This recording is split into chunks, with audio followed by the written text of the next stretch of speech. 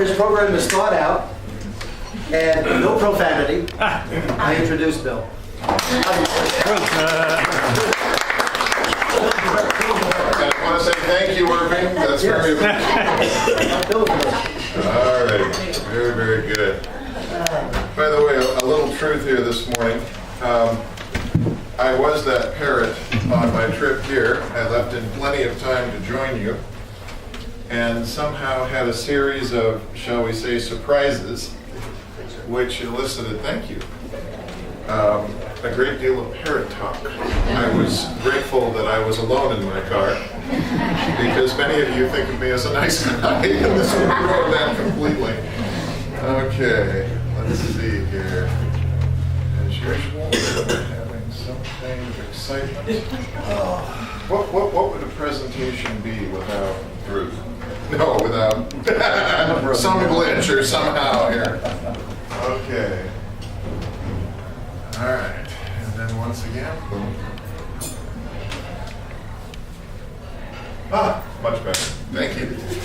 All righty. Well, briefly, and by the way, there's 15 new folks here today. Welcome, guys. That's awesome. Yay. Okay. Well, anyway, so today I thought I would just spend a few minutes on data sabotage, and the reason is that our guest, whom I have not yet met, but hello, has written this amazing book. You see that there's not quite enough for all of us to buy one, so you better hurry up here before the end. How Smart People Sabotage Their Job Search. And me, I like to resonate with whoever the main speaker is. For those of you who are new, I need to explain that lots of other people should have taken over the warm-up act, but I'm the only one who was willing to do it for what Dr. Bob was paying, so there we go. My name is Bruce, and so you know. Anyway, continuing on, where we're going to head today is we're going to talk briefly about the history of sabotage, and then we're going to talk about data sabotage, which, as you may know, constitutes career sabotage in C-level folks, and then finally, how to be smart. And so, first of all, the history of sabotage, the connection between boats and shoes, and career suicide by data, as the professionals call it. And the first thing I would like to draw your attention to is a funny little boat that you will see. Now, those of you who have the good chance to go to, say, the San Pedro Bay or the Newport Bay or perhaps down to the Dana Point Harbor, if you're very lucky, you will see an amazing day called the Flight of the Sabbaths. It's this overwhelming number of little boats, and you'll recognize the little boat because where it should have a point, like most for real boats, it does not have a point. It has this little flat or snub nose, meaning it was never built for speed. In fact, when they were first created in England, people laughed at them and said, "What? That's a shoe on the water." And ironically, that's how they got its name. Now, for whatever it's worth, not the word sabbat, but the word sabot, if you do French or Flemish, are the wooden shoes you and I today call clogs.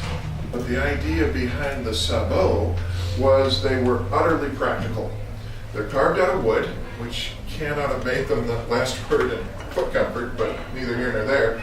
They were made out of wood, and they were specifically designed to walk through what farmers delicately call muck, okay?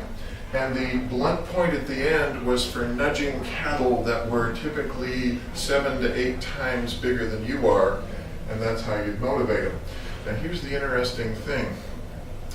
The Industrial Revolution, which began in what the historians call the 15th century, and that's historian talk, meaning in the 1400s, happened in the Netherlands. And the challenge for the Netherlands is actually the same challenge that we experienced in the United States in the 60s and the 70s, and that is suddenly a machine could take the place of X number of workers. And you might imagine that the weaver guilds, who are not unlike our unions today, said, "Oh, we're going to fix that." And the way they did it was kind of interesting. This is a picture of a Jacquard loom. That is, it's a supercomputer of its day from 1747. This particular machine would take the place of 40 weavers, which meant it was high on the list of things to do harm to if you possibly could, as far as the guilds were concerned. And the way you would do harm to this is you would walk into work a little early that day, completely innocent looking.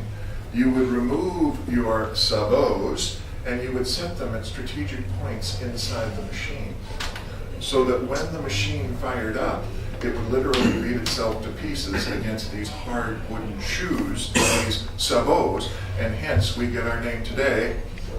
I bet you. Okay. So, enough of that. Now let's talk about data sabotage. And the thing that I want to draw your attention to here is actually something we're going to do practically.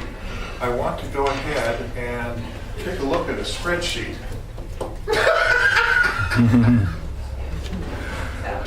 I want you to know I do speak professionally. I know it doesn't seem like that.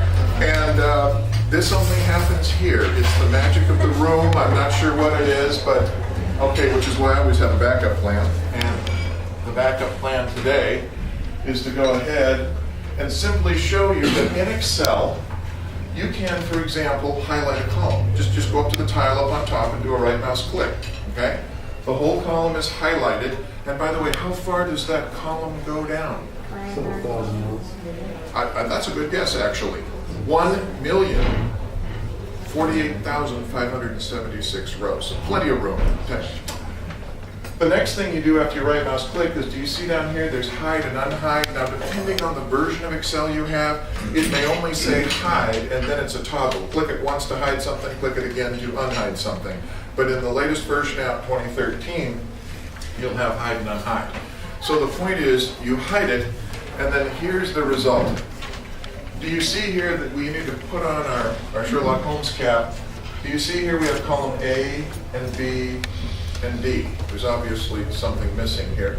And in 2013, you will see that extra double line throwing you the hint that, oh, by the way, there might be something missing here.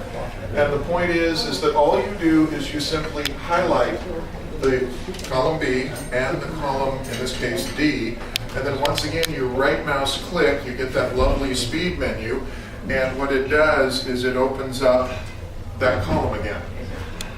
Notice here we have another situation, and do you see here rows 1, 2, 3, and then there's that interesting double line right between the tiles, and then 8, 9, 10, and so on. The idea is the same. You highlight from 2 down to 8, I'm sorry, from 3 down to 8, and then right mouse click, and then depending on whether your speed menu says hide or unhide, you do what you need to do and your rows come back. But then there's one more thing, and this is the thing that for many people is kind of challenging. Do you see at the bottom here, sheet 1, sheet 2? Well, if you click on one of those tabs, and then the trick is pull down the shift key and click on the next tab, and then right mouse click, you will once again get a speed menu. And a lot of times, worksheet labels aren't this easy. You know, sheet 1, sheet 2, sometimes they have labels or names, but you will be able to then unhide an entire hidden sheet. Now, a lot of people I know who are C-level like yourselves go, hey, that's pretty good security. And the answer is, oh no, please, no. No.